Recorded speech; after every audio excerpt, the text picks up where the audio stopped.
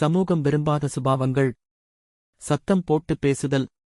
கல்லூரியில் ஒரு விரிவுரையாளர் சுமார் 80 மாணவர்கள் கேட்கும்படி சத்தமாகத்தான் பாடங்களை சொல்லிக் கொடுக்க வேண்டும். அதே அவர் தனியாக வெளியே பேசும்போது மிகவும் சத்தம் குறைவாக பேச வேண்டும்.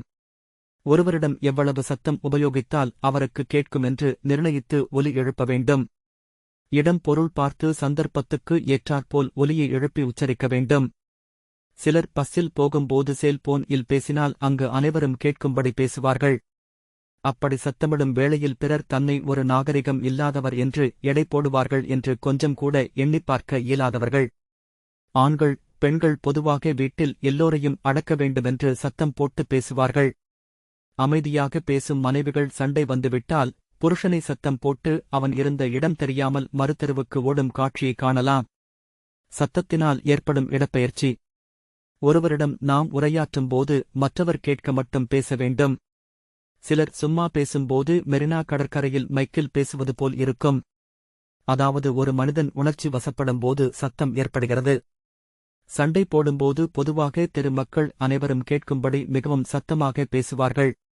திட்டும்போது அதைவிட அந்த தெருவில் வசிப்போருக்கு தங்கள் வீட்டில் இருந்து கொண்டே சண்டைக்குரிய காரணம், பங்கு பெறும் நபர்கள், அடிப்போர் அடிவாங்குவோர் போன்ற புள்ளி விவர கணக்குகளை இருந்த இடத்திலேயே அப்டேட் செய்து அவர்களின் அலைச்சலை மிச்சப்படுத்தி நிம்மதியாக உறங்க வைக்க உதவி செய்யும்.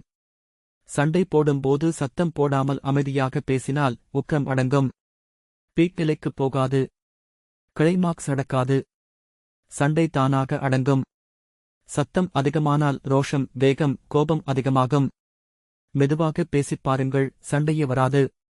பொதுவாக சண்டையில் இரு கதாபாத்திரங்களும் ஒன்றுக்கொன்று போட்டி போட்டுக்கொண்டு சத்தம் போடுவார்கள். இதில் சத்தம் அதிகமாக இடும் நபரே வெற்றி மாலை சூடி கின்னஸில் இடம்பெறுவார். சிலர் சத்தம் போட்டு பேசும்போது உச்சரிப்பு சரியாக வராமல் என்ன பேசுகிறார் என்றே மற்றவர்களுக்குப் புரியாது.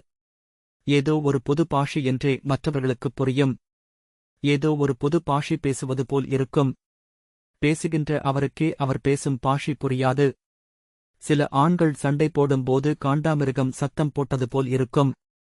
ஒரு விபத்தில் அதிக சத்தம் கேட்டால் அதிக பாதிப்பு, கொஞ்சம் சத்தம் கேட்டால் கொஞ்சம் பாதிப்பு. அதேபோல் சண்டையில் அதிக சத்தம் கேட்டால் அதிக பாதிப்பு இருக்கும். கொஞ்சம் சத்தம் கேட்டால் பாதிப்பு கொஞ்சமாக இருக்கும். சத்தத்திற்கு இப்படி ஒரு வல்லமை உள்ளது. அமைதியாக, அன்பாக சத்தமிடாமல் பேசுவது சமாதானத்தைக் கொடுக்கும். தன்னில் இந்த தன்மை உள்ளதா என்று ஆராய்ந்து கண்டு கொண்டு இருப்பின் அதை மாற்றலாம். இயற்கையாக வாழ்வதைவிட எல்லாம் புரிந்து கொண்டு வாழ்ந்தால் வாழ்வு இனிக்கும்.